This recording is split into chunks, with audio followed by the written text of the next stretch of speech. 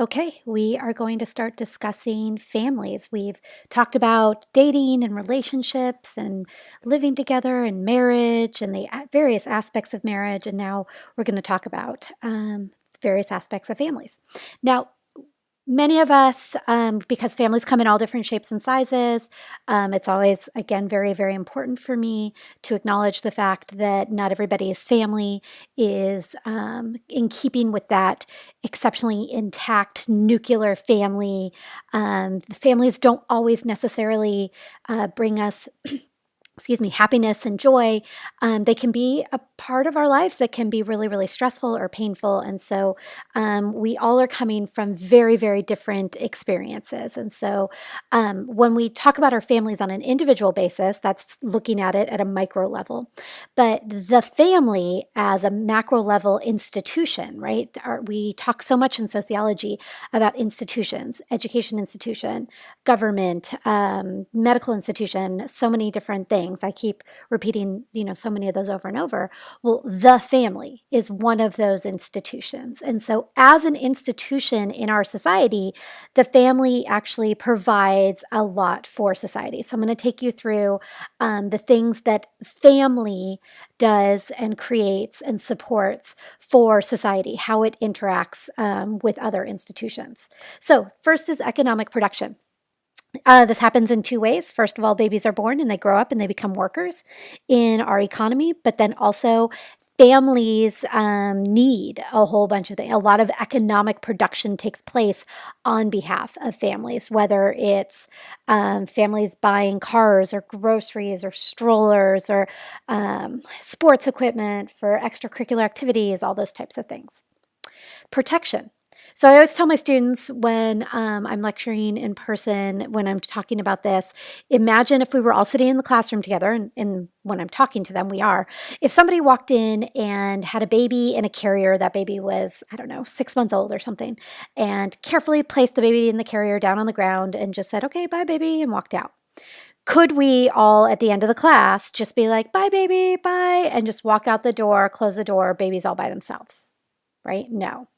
And so I want you to think about if we were in the situation where somebody left a baby sitting in a classroom, what age actually does that baby need to be before we would feel like, okay, bye, you'll be okay, right? A lot of times people say, they joke maybe like 18, 19, but really honestly, it's probably, 12, 13, 14 years old that we would feel comfortable allowing child, a young teenager, to make their way independently in the world. So families provide protection for their young for years and years on end. When you think about the animal kingdom, families do not necessarily provide protection as an animal grows as long as humans do. Humans provide years and years. And that's a social construct in some ways. When you think about it, 100 years ago, more than that, you would have seen a child be perceived as self-sufficient probably at an earlier age.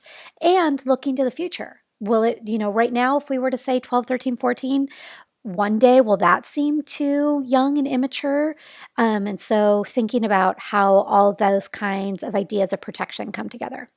Next is socialization of children. We will be talking about gender socialization coming up and just all to get, like we've talked about norms a little bit in relation to dating. We learn all of the norms that we function with on a daily basis a lot of times from our families. We pick up more norms from school and friends and peer groups and media and things like that, but a lot of them come from our families. The things that, give people personal space or how to, cover your mouth when you're coughing or, who you hug and who you don't hug and politeness and just on and on and on. Care of the sick and aged, that's also a topic that will be coming up in our course. And we've talked about the second shift in our course, right? Where women and men and families have to come home from the workplace and do more and more care work. Well, some people are calling caring for sick and aging family members like the third shift, a whole nother dimension of effort being put forth upon or by families. it's billions of dollars worth of work, a lot of times, that families are providing for their loved ones who are grappling with a long-term illness or just the aging process.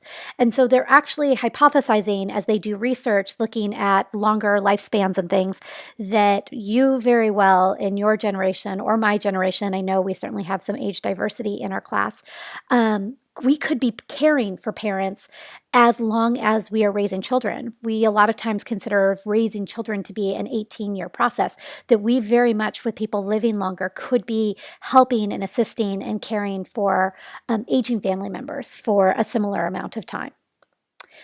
Recreation is certainly something that the family provides for society. It's our place for recreation a lot of times, which is why when we have struggles with our family, that can be really, really difficult. Holidays and things can be areas of stress or kind of tumultuous times. If we were to go down the freeway to Disneyland right now, who's there, right? A lot of times it's families. And so we'll go out to dinners with our families. As I already said, we'll celebrate holidays and things. A lot of our relaxation time can take place in families. Sexual control. I know that's not something that you usually think of in relation to families, but by virtue of the fact of who we define as a family member, that's exerting an element of sexual control that, again, if we were to turn to the animal kingdom, isn't necessarily as present. And so our socialization as human beings has this element of sexual control by virtue of our biological connections to family. And then finally, reproduction. People have people, right? So families, and it doesn't necessarily mean that it's that nuclear family. A nuclear family has always been defined as two parents. It's been a heteronormative model for many years. So a male and female parent, and their 2.3 children, and their dog, and their station wagon, and things. But that's changing in many, many ways. We have different kinds of family structures, and so I'm going to move on to discussing that. So, with family structures, we have marriage equality now. And so we have more diversity in families. And although a lot of times with marriage equality and people who are gay and lesbian being married, a lot of times they're following that model of the nuclear family, right? That two parents and kids model, whereas many families are blended in things and so aren't following that model quite as closely as it can be with marriage equality. There's many single parent families. I was raised in a single parent family. I know a lot of times many of my students were. And so single parents can face a lot more stressors because of that second shift and all of the care work that needs to be done. And there's not as many people to divide up all of those tasks and things. Sometimes with remarriage, there can be blended families. We'll talk about this when we talk about siblings and how that can impact sibling socialization. But the idea of blended families, families coming together and being built in all different kinds of ways. As I said, have been raised by a single parent. My mom, she never remarried, but my dad did remarry. He actually remarried after my husband and I got married. So they've been married for, I think, just a year less than us, about 18 years now. And so I have, a stepsister who's a heck of a lot younger than I am, about, I don't know, I'm thinking maybe 15 years. And then I actually have a half sister who is turning 14 this month. And so I am turning 43 next month. And so I am 20, almost 29 years older than she is. So I'm old enough to be her parent. My sister has a 12-year-old, a 12-year-old, a 10-year-old, and a 9-year-old. For a few months each year, they're all right in a row. So I had to think about this because one of them had a birthday. And so if I have a 12-year-old nephew and a 14-year-old sister, I mean, they're really being raised as cousins. We live in various states. They live in Oklahoma, my dad and his family, and my sister and my family and everybody live here in California. But we were just actually out to dinner recently because they were in town maybe 2 weeks ago. And now that my sister is getting to an age where, she's a person, not necessarily as much of a child as she transfers into her teenage years, she acknowledged the fact that her what are her nieces and nephews, because she's the aunt to my sister's kids. Heck, she's the aunt to my son. My son is 9 years older than she is, but they feel like cousins. And so we were laughing. She, as a 14-year-old, almost 14-year-old, had brother in laws before she was even born. And so we have these blended families. And I'm telling you this because I want you thinking about the ways that your families have blended together. And maybe it's not your immediate family, but your extended family in some way. The other thing is, I'm raising my son with my husband, but also I'm raising him with his dad, who is my high school boyfriend. And so my son has three parents. And so that brings in the fact that my son has two complete families. And so he has my family and he has his dad's family and he has my husband's family. And so he has, almost three families because of the way that our family is blended together. So blending can take a lot of different shapes. And although it's not always easy, it can be pretty amazing. So, okay, there are people who choose to be child free. And so that is a choice that as a society, a lot of times we don't necessarily act like we can understand. Like we act as if we should, of course, only want to have, three or four kids running around, or even, two kids running around, something like that. And so an active choice to be child free. But then there's also people that don't necessarily choose to be child free because they grapple with infertility. And um, the idea of infertility, whether it's miscarriage or any kind of infertility, is something that our society doesn't talk about. Right? We keep it under wraps. We keep it secret. And although I do have, my son that I had when I was very, very young, when my husband and I got married, a little bit less young, we were married for 3, 4, 5 years and decided, of course, we would want to have a child together and possibly a couple of kids. And we found out quickly, it's just full of irony because my son at age 20, when I had him, was clearly not a planned pregnancy. And so I just figured that I would be the most fertile person ever. And so when we were finding that we weren't getting pregnant, and we ultimately found out the reason we weren't getting pregnant is because and I will be blunt, my husband's sperm count, because we can't say that, right? I tell the story with my students always, and I talk about the reason that I tell the story, and I make jokes about sperm. So I'll spare you. I might not spare you, but at least at this moment I will. The reason I tell the story and I say the words is because so often we can't. We have to be really, really vague, right? And I know that probably when I just said the word sperm count, you were like, ooh, what? We don't talk about these things because, again, norms, right? I've joked sometimes when people ask us, like, oh, you just have your one son, and they kind of pry. It's like, my husband didn't wear his I have no sperm shirt, like t-shirt. Like, you can't talk about this stuff. And so, it's like a club that nobody wants to belong to. When you find other people that have gone through some kind of infertility, you can certainly share with them. But a lot of times people shy away from it because they don't want to, they know you're going through a painful time. They don't want to hurt you further and things. And it can be really, really isolating and really, really scary. To quickly tell you our story, it has kind of an unconventional happy ending of sorts. We did try to see what our options were. One option was to do in vitro fertilization, where I would do a whole lot of fertility drugs, and we would actually just try to do surgery on my husband to see if they could find viable sperm, and that just seemed like such a risk all the way around. And so we ultimately decided what would be best for our family would be to adopt. And so I went into like, this is going to be the most organized adoption because that's just who I am. How I'm going to achieve everything and have the best binders and have it all done within 3 weeks, even though it's like 700 appointments and that kind of thing. And so we were chosen by a birth mother, and that was absolutely amazing. This was 13 years ago, and she was very young. She was 17, and we spent about 2 months with her before she had her daughter. She had our daughter, right? And so we were lucky enough to be there for the birth of our daughter, Darby.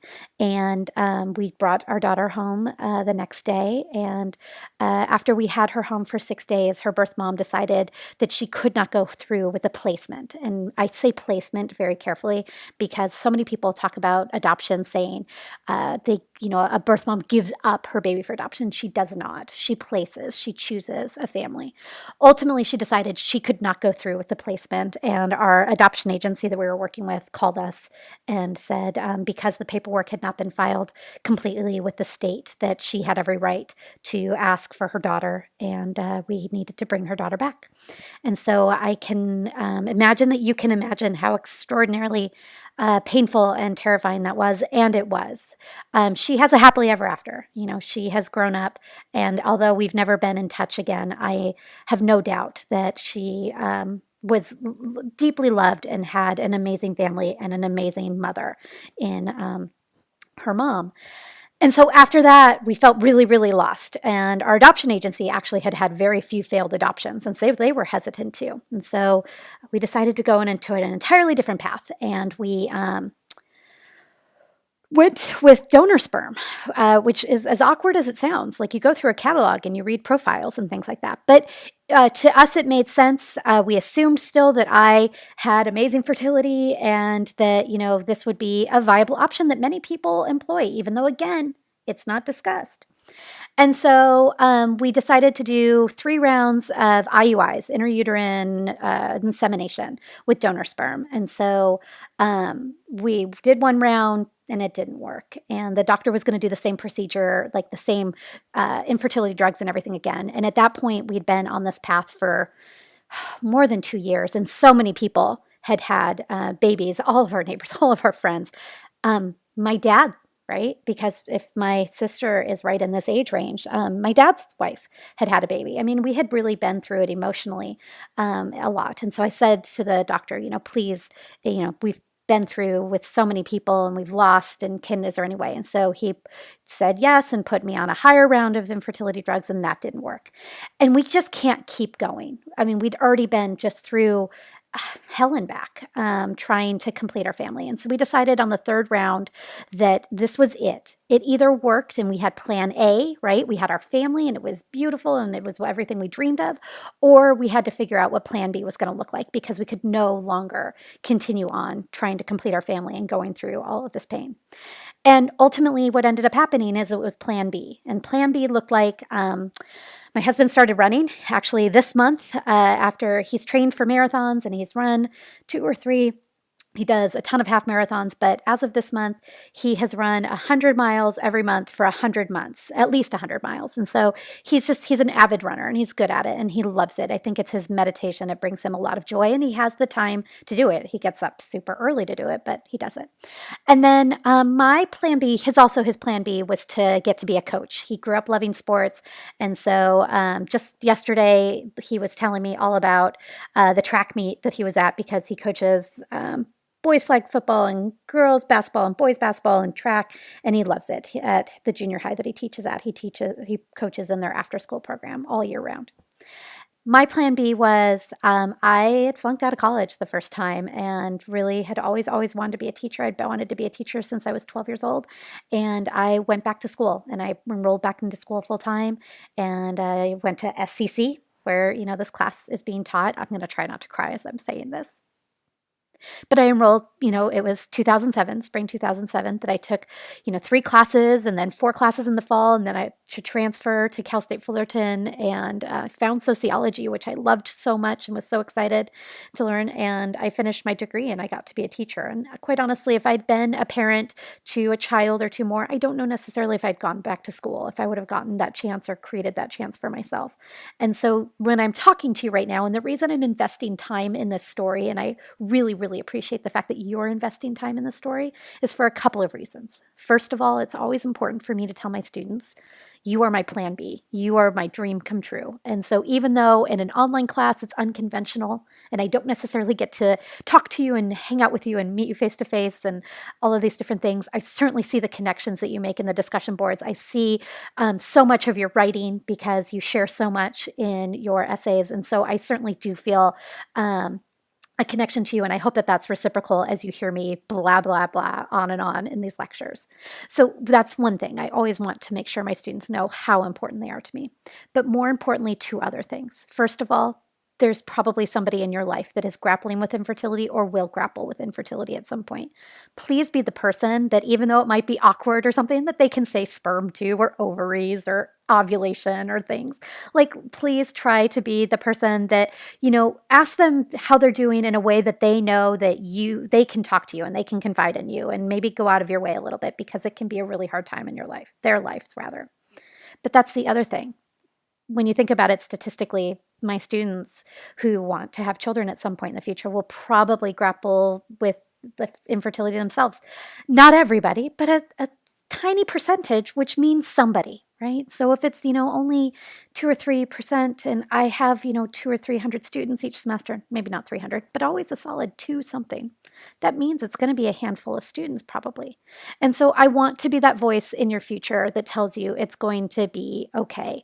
I don't know how it will be okay. I certainly could not have imagined how I would be able to sit here, 13, 14 years later thinking it would be okay, but it will. And I think you'll find that the universe and faith systems and whatever it is that you rely on, that you can look back as the years have passed and see the path that, puts you in a place where you're at, that you can have moments of happiness and moments of joy, and things that, we have these opportunities, we have these choices, and things that we never know what's going to come of them. And so I just want to be a person that talks about them, because so many people feel as if they can't. And I feel that we have to break down those walls and barriers so that we can have conversations about these tough aspects of our lives. So I've droned on and on enough, and I still have more to talk about. So I'll talk even faster than I usually do. Okay, we're going to switch gears a little bit, and I'm going to talk about a little bit of parenting. And so I have a quick question. Are children wildflowers that develop naturally, or are they like tending a garden? So if you think about wildflowers, they need sun, they need water. As I'm recording this has been a banner year for rain here in Southern California. So we have like the super bloom, right? And so we have this amazing, amazing amount of wildflowers. You can even see from a distance in some cases, because I live in the Santa Ana, Tustin area. You can see the hills out there, and you can see the flowers, the colors from here in some cases, depending on where you're at. So they grow, they flourish, just with, the basic needs. When you think about a garden is micromanaged. We just planted our tomato garden for the year, and I will spare you with how micromanaged it is, but let's just say I go shopping for tomatoes at the Fullerton Arboretum, which is at Cal State Fullerton. There's like a 6-page spreadsheet where I map out how many cherry tomatoes, how many slicer tomatoes. We have researched the best way to grow tomatoes. My husband was just looking the other night about if you should trim them or not trim them, so that on and on and on, right? Gardening is, you're pulling weeds, you're planting things carefully. So it's much, much more hands-on. It's much, much more micromanaged. So when you think about raising children, is it one of those things where you love them, you care for them, you're there for them, you support them, you feed them, and they grow? Or is it more like you have to think through all of the problem solving and how to, do absolutely everything the best at all times, and all the different opportunities and things? So are children like wildflowers, or are they like tending to a garden? What we're getting at is work by Annette Lareau. This is some seminal work in sociology of families. Annette Lareau presented the idea. It's much like Arlie Hochschild with the second shift. This is older research, but it really has kind of been the basis of so much understanding in sociology. Annette Lareau, before her work, a lot of times differences in parenting choices were attributed to race, culture, ethnicity. She brought in the idea of how much socioeconomics play into parenting opportunities, parenting choices, parenting culture. And so she has a typology. It comes in two ways. And so the first one is concerted cultivation, which is middle-class families. This is tending to a garden. You can see that garden right there, right? And so the idea with concerted cultivation is we're micromanaging. Although micromanaging gets kind of a bad rap, but we're carefully choosing every move, right? So with concerted cultivation, children's cognitive skills and social skills are constantly being fostered, and a lot of times that's being done through extracurricular activities. So whether it's a soccer team or ballet class or a math tutor or all these different types of things, different ways to nurture children's talents. And so a lot of times too, in addition to a focus on kind of extracurricular opportunities and things and that kind of organization in life, children are approached as if they are like little mini adults, and they're given the opportunity to discuss the things that they want and to debate the things that they feel that they need. And so parents oftentimes are negotiating, and then this can go awry. Annette Lareau does a great job of talking about the fact that a lot of times we as a society default and just think middle class is always better, right? I mean, certainly from a financial resources position, it's a place of less stress. But these choices aren't necessarily always better because, for instance, one thing it can get a child to feel like this rip roaring sense of, you don't tell me what to do and I get to demand whatever I want to demand. That can go wrong real quick.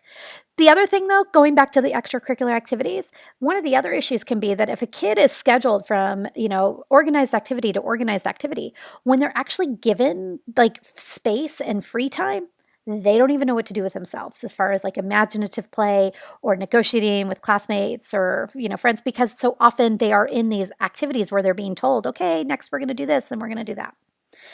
The other aspect of parenting in Annette Lareau's typology is the accomplishment of natural growth. And so this is the wildflowers. It's neat that our hills actually seem to look kind of similar to that picture right now.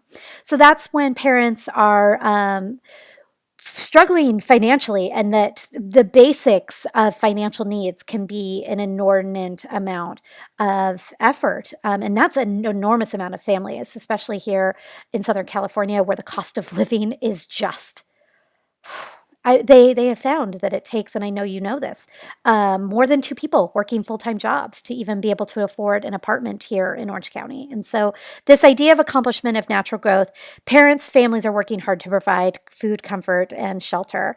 And they view their children's development. Children are going to be loved, they're going to be fed, they're going to be, raised, they're going to go to school. They don't need all of the extra organization and consideration and focus on nurturing of talents and things. They will grow. They will find themselves. They will be, the people that they are destined and can be at, great levels of, happiness and achievement without all of the extras that maybe other families rely on. So when you have accomplishment of natural growth family, this is a family where a lot of times parents are using more directives. If in a concerted cultivation family, you had a kid who was, I don't know, playing a video game and it's 7:56 p.m. and bedtime's 8 p.m. and you say to them, okay, it's time for bed. Concerted cultivationally raised child, I think I just made up a word, concerted cultivation-y, would be like, oh, mom, can I just get to the next level? And then I promise I'll brush my teeth really fast and everything else. That idea of negotiation, right? It's up for debate. With accomplishment of natural growth, okay, it's time to go to bed. Like, you need to get ready. But mom, why? A kid could whine, as they are so apt to do. Of course, I think we're all probably apt to whining at some point, no matter our age and stage. What's a parent going to say? Like, what did you hear? What's the response to, oh, mom, why? Because I said so. Don't question me, right? That idea of I am the authoritative figure. What I say is not up for debate. So the tend to use more use of directives. Okay, and then finally, there's because of the directives and things, there's a clear boundary between children and adults. And so there is a healthy sense of authority, right? However, the one thing Annette Lareau warns in relation to accomplishment of natural growth is when you're raised with these directives and no means no, that can be problematic when you go on in life and you are dealing with various institutionalized agents, whether it's an educator, a teacher, a medical professional, a doctor, where if you first hear no, like for instance, my husband works with students receiving special education services. Sometimes schools, sometimes teachers, sometimes districts will try to say no to parents because they know that the parents won't argue, and they know that the parents won't have the resources or even maybe the belief in themselves to come back and say, no, my child does need whatever the service is. Because maybe let's say it's something like a one-on-one instructional aid. That is an inordinate amount of resources to hire one person to be a support to your child in the classroom, like that person has been hired for your child and your child alone.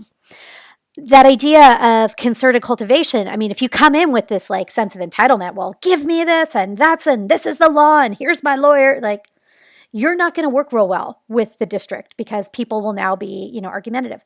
But at the same time, if you're being told no and you know that your child with who's, whatever possible learning disabilities or behavioral issues might be, like they really need this high level of support, like not taking no respectfully for an answer can be an exceptionally important skill that doesn't always get nurtured with accomplishment of natural growth.